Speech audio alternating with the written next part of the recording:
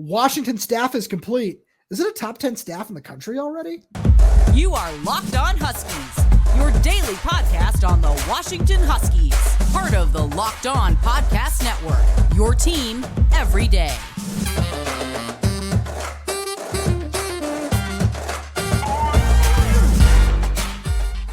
Welcome back into another edition of the Locked On Huskies podcast. I'm Roman Tomashoff. That's Lars Hanson. He writes for Inside the Huskies of Fan Nation Sports Illustrated. I'm the site editor over with Huskies Wire. Thank you for making this your first watch or first listen of the day. Today's episode is brought to you by LinkedIn. These days, every new potential hire can feel like a high-stakes wager for your small business. That's why LinkedIn Jobs helps find the right people for your team faster and for free. Post your job for free at linkedin.com/lockdowncollege. Terms and conditions apply. So, Lars, Washington has finalized their on-field coaching staff. We'll get a little bit more into the analysts and the off-field guys as well.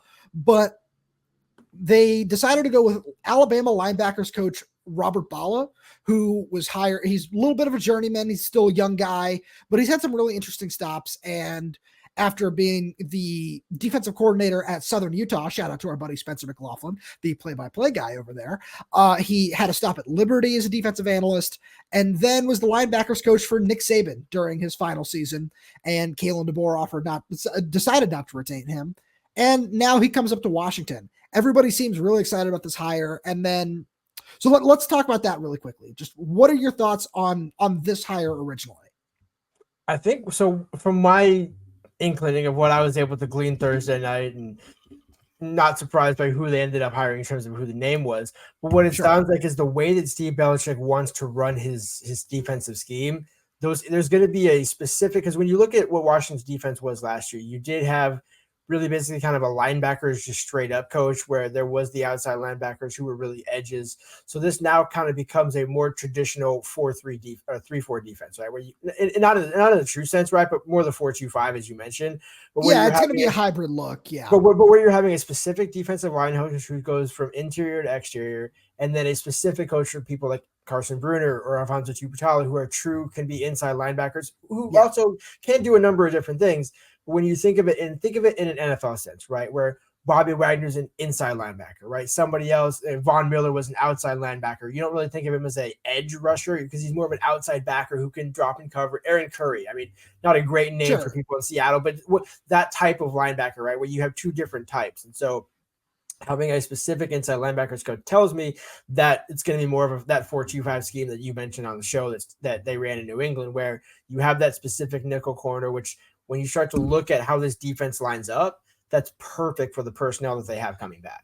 So it's a little bit more of that 3-3-5 when you look at it, where, and again, we're going to see how it works out, where, especially when you look at some of the transfers that they've taken with guys like Russell Davis, guys like Isaiah Ward, where they lined up in that same, it's a very interesting look when you go look at what Arizona did under Johnny Hanson, where I don't expect too much of that to be different. But one thing that this makes me think about a little bit more is it might even be a little bit of a return to what Pete Kwiatkowski did, which is that 2-2-2-5.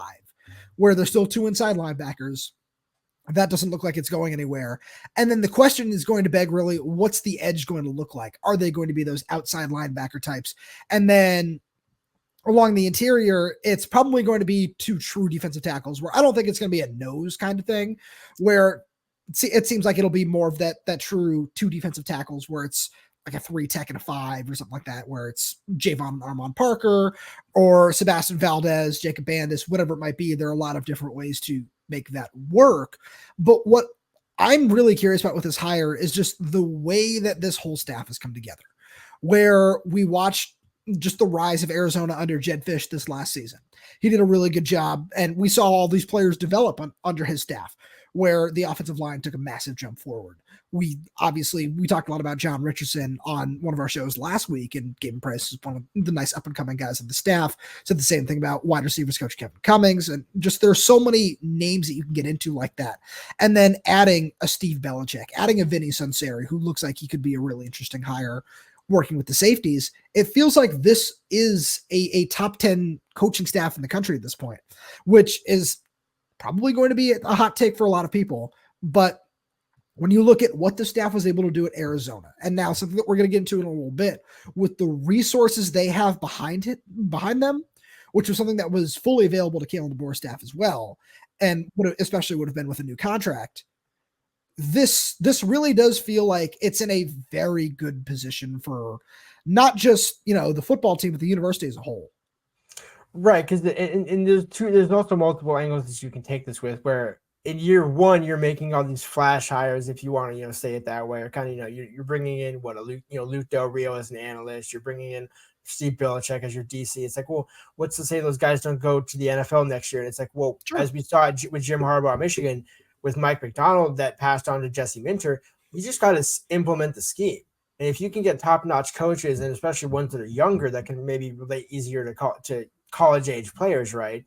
That's kind of what you want, where these guys are coming with NFL backgrounds and saying, hey, now we want to help teach these college kids how to prepare for the NFL. And that's exactly why Jedd Fisch markets him as the 33rd NFL team, because that's the perfect kind of track and mold for how you do that. That's exactly what you want. So it's not just getting these big, nepotism higher names, right? You're a Belichick, you're a Carroll. It's like, well, Brennan Carroll, if not tied to Jedd Fisch, would have been a popular, almost like Ryan Grubb, a popular deep offensive coordinator candidate for multiple jobs, right? Yeah. But he was very tied into Jedd Fisch, so that didn't end up happening.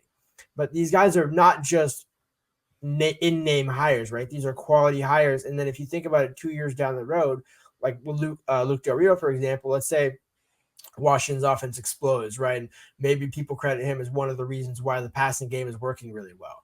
Then he goes and gets an NFL job. And then here's the thing. Much like Nick Saban, Alabama, you just bring in somebody else who has that similar kind of Luke Del Rio mold of, oh, hey, we'll bring in Charlie Strong to help out with the defensive analyst job, right? Where you can get a former head. And then that's the thing, having the resources that, as you mentioned, we're going to talk about later, that allows Jedd Fisch to be able to use his ability and his connections to the fullest, because you can hire a great guy with an NFL track like Jedd Fisch, but if you don't give him the ability to do that, you're kind of hamstringing what you can do as a program. And I think Troy Dannen caught the wave at the perfect time. Yes, I'm going to use that pun again, because he came in early October, right when Washington was kind of just hitting their stride in terms of what they were really becoming as a team. Then you get the Oregon game, when one of his first games is the Oregon game. Think about that. Like, he's on the field, like most 80s are like, oh man, this is going to be a big check. It's like Troy's just soaking in the moment, smiling and hugging random fans and looking for Kaylin. It's almost like the girlfriend in high school. It's like, oh, where's that? It's like on prom night. You're all having fun, and it's like Troy's now like, wow, this is as good as it can be. Let's keep this train going, because I don't want to fall back into the 8-4 mold. So that's absolutely right. But let's go beyond that a little bit, because we'll talk a little bit more about Troy Dannen, as you said, as we continue here. Let's talk about Luke Del Rio was the Washington Commanders assistant quarterbacks coach for the last 2 years, has worked there for the last 4, the son of Jack Del Rio, successful NFL coach, defensive coordinator. So that's a really interesting hire as an offensive analyst, where you talk about, maybe Brennan Carroll gets credited with X, Y, and Z, whatever.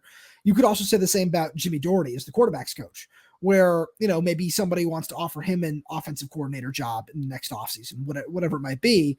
You can just as easily promote from within with a guy like Luke Del Rio, bring him up where, coaching quarterbacks there, having played at Florida. He's a nice name to have around that just continues that 33rd NFL team mantra that Jedd Fisch is continuing to push. But he wasn't the only, nepotism is not the word, but the only hire over the weekend from a notable NFL position, where Jake Lynch, the son of 49ers general manager John Lynch, is also coming aboard as a defensive analyst. He played linebacker at Stanford. He didn't play much, but this is just another interesting name, where we're going to talk about this more after the break. But John Lynch, as you very, very correctly pointed out, wasn't necessarily the biggest hire when he got the job as 49ers general manager. And he's done a fantastic job building up that roster. And you could say the same about Troy Dannen, the athletic director, and what they're doing here on Montlake. But first, we're going to send a message to our friends over at LinkedIn Jobs, because when you're hiring for your small business, you want to find quality professionals that are right for the role. That's why you have to check out LinkedIn Jobs. LinkedIn Jobs is a tool to help find the right professionals for your team faster and for free. LinkedIn isn't just another job board. LinkedIn has a vast network of more than 1 billion professionals, which makes it the best place to hire. Gives you access to professionals you can't find anywhere else. LinkedIn does all that while making the process easy, and intuitive hiring is easy when you have that many quality candidates. So easy, in fact, that 86% of small businesses get a qualified candidate within 24 hours. LinkedIn is constantly finding ways to make the hiring process even easier. They just launched a feature that helps you write job descriptions, making the process even easier and quicker. Then that's why there are over 2.5 million small businesses that use the LinkedIn for hiring. You can post your job for free at linkedin.com/lockdowncollege. That's linkedin.com/lockdowncollege to post your job for free. Terms and conditions apply. So, Lars, let's discuss where the athletic director lies in all this, and where just the athletic department as a whole, because it's really nice when you hear Jedd Fisch say, yeah, I have $3.5 million more than I did at Arizona for my assistant coaching pool, where that was one of the first things he told us was, I have the ability to go out and hire whoever I want with this assistant coaching pool that I've got here. And yeah, that only applies to the 10 guys on the field. But, even Luke Del Rio, hiring him away from the NFL, getting Jake Lynch, who's somebody who probably was a pretty well sought after name when you just think about his experience playing in college and, having the lineage that he does. Getting guys like that to come into the building just shows that the athletic department has fully bought in to not just what Jedd Fisch is doing, but what Troy Dannen's plan is, where one of the first things he said was that I understand that football is king and football is the 1,000-pound gorilla, as he told our buddy Dave Softy Mahler, where we've seen him follow through on all that. And now we have to see it play out on the field, because there's a whole lot before you can say, wow, this is clearly working very well, because as you said, 8-4, 7-5, in year one, you're probably not going to complain about that. You say that gets the job done, but this just seems like it's all moving in the right direction for Washington as they move into the Big Ten. Right, exactly. And I think that's kind of the important thing to remember, because every AD is going to, hit the home run at the press conference, right? They're going to, they're going to say all the right things and do, if they don't, then you already know you're in for trouble. But I think the thing that Troy Dannen has recognized with Washington is he's made Washington a destination. And I think that also kind of speaks to, it's hard to say at this point, but likely his long-term involvement at Washington, right? Where he's not a guy that's just going to come in for a couple of years and parlay Washington into some other bigger job, right? He seems like a guy that sees Washington as his destination, at least for the time being, for a while, right? Like, let's just say 5-10 years, right? Just to make, because again, that's still pretty significant in college athletic director, especially in this day and age. So with Dannen making everything available to Fisch, and then you have to look at, okay, if they make a change in the basketball program, do the resources apply there as well, right? If Washington has these resources, right, then the more that Troy Dannen gets his footprint on the athletic department, the greater you can see the return. And we saw it, rather quickly with Kalen DeBoer and Jedd Fisch, when given all those resources. That's because, again, you're bringing a guy in with such a deep NFL Rolodex. If you tell him, okay, well, we can give you maybe $1 million more, you can maybe hire one extra analyst or, one really kind of marquee analyst. It's like, okay, well, you're almost kind of playing Moneyball, if we will, to use a baseball analogy, right? Where you're giving a little bit, but you're hoping for a greater return and then not truly investing in that return. I think Troy Dannen knows, in order to make the 1,000-pound gorilla what it is, you have to continue to invest in it. You have to put you don't put all your eggs in that basket, but you put pretty much most of them in there, because you know that as long as you do that with the right hires that Jedd Fisch is making, that you're going to see that 2x, 3x return that makes that investment worth it. And then you continue that. And that's the thing with, I think Troy Dannen is recognizing it's a sustainable investment, right? We're not just saying, hey, we're going to throw, $20 million this year at the football team, and they underperform, or they go, let's say 8-4 into that investment. You would say that's underperforming, but you have to see the long-term side of it too, where Jedd Fisch needing to and focusing on recruits, right? He's not just saying, hey, I'm going to go get the best 20 guys in the portal and try and build like that. We need to get Dijon Lee in here for 2 or 3 years to make that imprint, right? We can't just get one cornerback every year and say, oh yeah, that's good enough. It's like, to make this a truly 33rd NFL team like Saban did at Bama, it has to be that year in and year out progress and sustainability, not just, hey, we can make it a flash in the pan. You want it to be sustainable. That's how you make it a destination. Absolutely. So one thing that I was looking at over the last couple of days was Dennis Dodd put out his hires, or his coaching hire grades. He gave Washington and Jedd Fisch a B+, which I think is fair, where he talked about Jedd Fisch's, time as a journeyman, and saying, all right, well, let's see how long he stays at Washington, which is something you and I have discussed. But because he also said Washington should be a destination job, which is, when we talk about the Kalen DeBoer extension, everything that was going on around that, one of the things that we factored into what we were hearing and everything that was going on is, hey, not only is Kalen saying this is a destination job, he's saying he wants to be here. So it's nice to hear that sentiment kind of echoed across college football in a certain sense. And Kalen did a really good job of building this program back up to where it is now, where we can talk about this as, hey, well, this team just won the Sugar Bowl and was the runner-up for the national championship. So seeing all that definitely makes Troy Dannen's life easier in a sense. But when, let's say Jedd Fisch is here for 3 years, and let's say he takes an NFL head coaching job after that, where you're still in a position where, you're showing all this buy-in, you're showing all this investment from the athletic department for lack of a better term, really, that being the front office of college athletics, and saying, okay, I know that if I have all this really strong backing from there, if you're an up and coming head coach, or you're somebody who, Dannen might have to reach out to the next time he needs to make a head coaching hire, knowing that all these things are in place is a really great way to make sure that Washington's football program and athletic department as a whole really is sustainable. Because just saying, all right, we're going to put a lot of money into this, but we know that we've seen it at its peak and we know that we can get back to that. So finding a chance to rebuild and climb back up that hill, it just seems like they're in a really good spot to do all that. Exactly. And I think that's the most important thing, right? Where take TCU, for example, right? Where you get to a national championship and then you expectedly, right, have that fall back to grace, right? Where you used to think Gary Patterson, kind of like Chris Peterson at Washington, right? Where TCU's always been kind of more so TCU's been a rising program. Washington's always, they played for national championships. They won national championships. So they've had that historic prestige. But then you had the dip in the late 2000s and, up until Sarkisian tried to, brought the program back from the depths. So you built the program all the way back, and Troy Dannen obviously wasn't here for the depths of it. But I'm sure he can appreciate, okay, Washington's been at the bottom. They've been almost to the top. Now that you're at the top, right, you're still technically, you're going to be the number 2 team in the AP at the end of the year. Coming into the season. Now, again, you're not going to be a top 2 ranked team in the country, right? For obvious reasons. But that's where your mark is. And Troy Dannen has seen that firsthand. So he knows, and I think that's the important thing when you look back at that hire, where, we thought of a number of names, like, do you go get Fresno's AD? Do you get this for Kalen, et cetera, et cetera?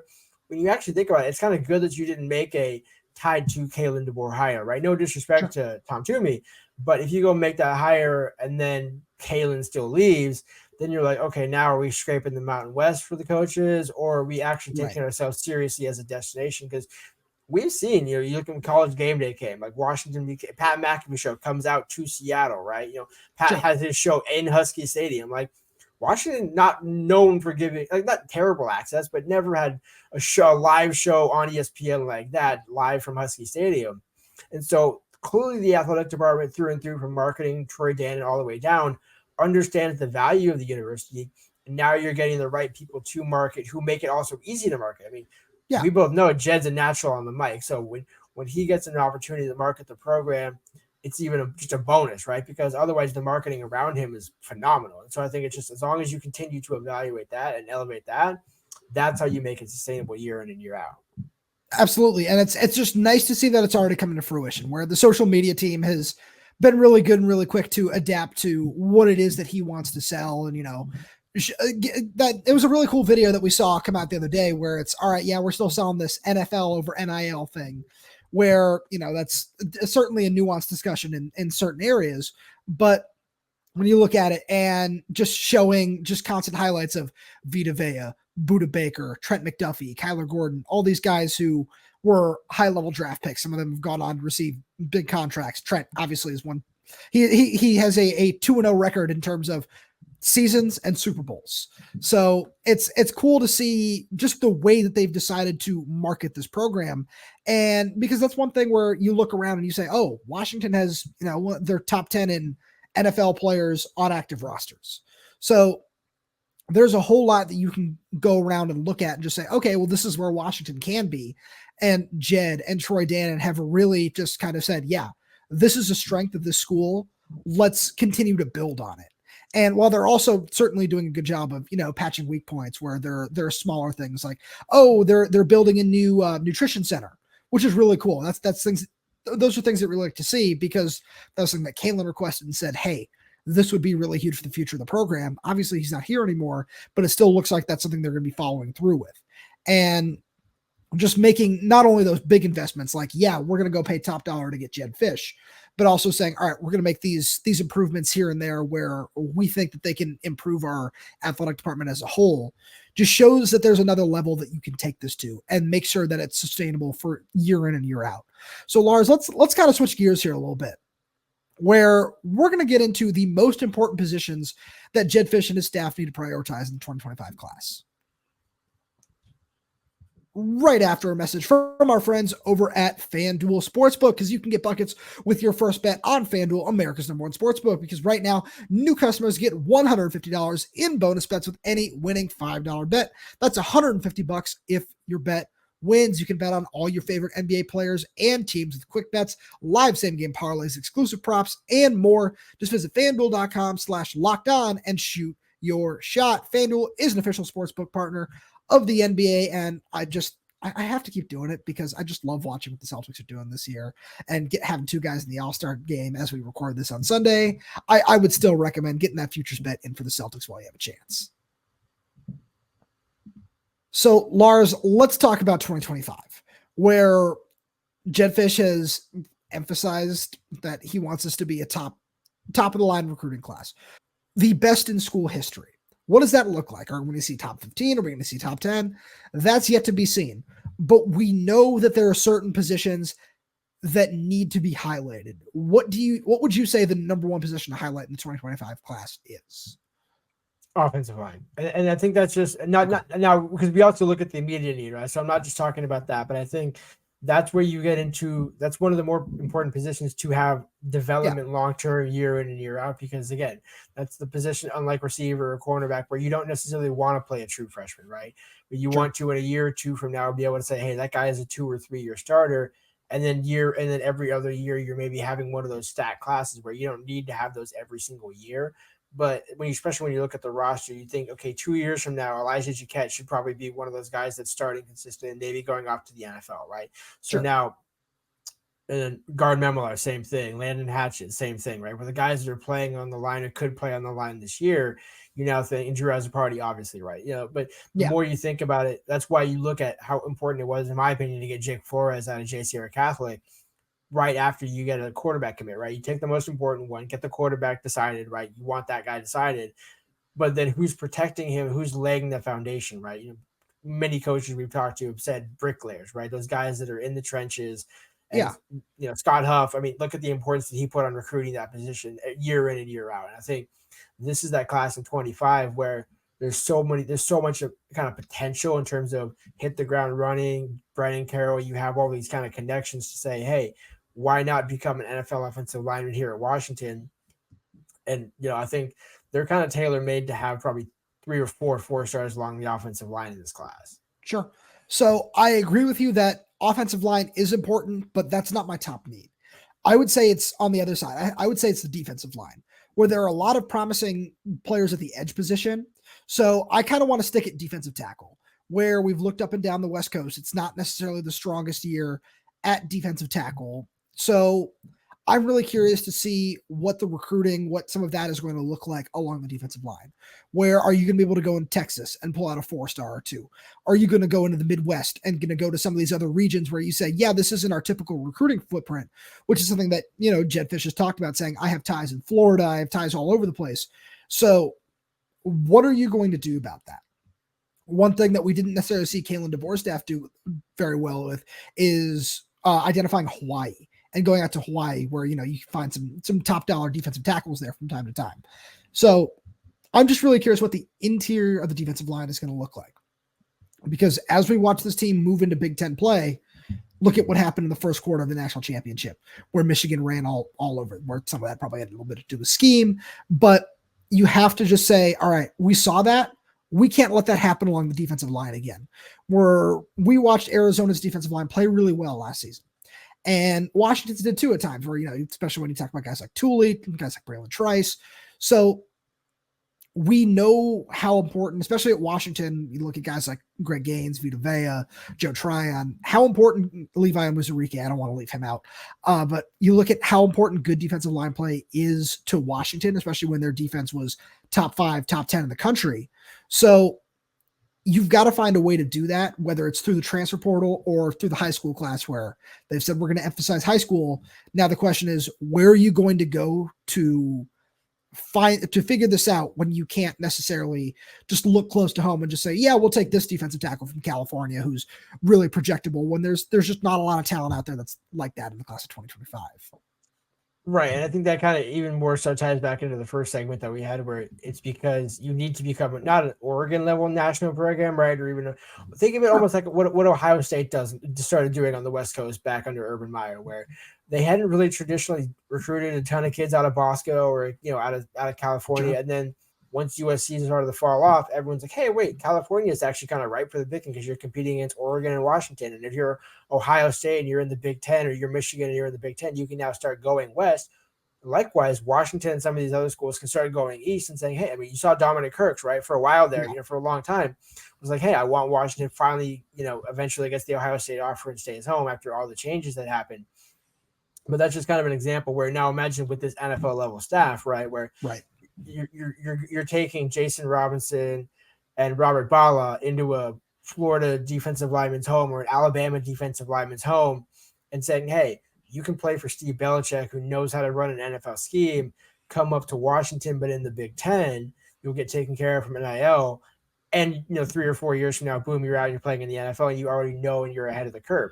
That's the selling point for Washington, where they haven't had that. I mean, you can look at Taylor and say, hey, he was a great offensive mind, but they weren't exactly like the greatest staff when it came to defensive recruiting. And so, Peterson towards the end had some pretty decent recruiting classes on the defense, Liatu and Trey McDuffie, defense backs are always kind of a thing, which I'm going to assume we kind of have a mutual agreement on this, where cornerback isn't necessarily a need, but it's definitely not a need. But with that being said, it's almost like the years, much like offensive linemen. You don't need to take 4 or 5 offensive linemen every single year, right? Much like you don't need to take 4 or 5 cornerbacks every year with how young the roster is, but you still can't miss on Dijon Lee. And so when we talk about recruiting positions, there's some where they're important positions, and then there's some that are important players. And I think that's kind of a key distinction I think that we're going to start to see not only in this class, but just under Jedd Fisch, where, hey, some years we might not need a great offensive lineman class, but we're going to take one of the top 2 or 3 offensive linemen that we can get right in the country, right? Sure. So you're at least keeping that marquee level and then mixing in with transfers and things like that. So I like where you're going with that, but I think that another thing that I just really want to see this staff do is identify a couple of young linebackers where, especially when you talk about at cornerback, somebody like Dijon Lee. But I'm really interested to see what they do with linebacker, because it comes down to that same thing where we seem to like what the staff has done through their track record at Arizona of identifying talent, finding different guys. But the linebacker is one position where we've seen Washington have some struggles at that position over the last couple of years, where, outside of Edifone Ufoshio, he got hurt a couple of times. We saw Carson Bruner really step up and come into his own this past season, especially. But there have been some struggles when you think about, Brandon Wellington, Kyler Manu back in 2019, where it just wasn't always the most just solid position on the defense. And you just want to see it level up a little bit more.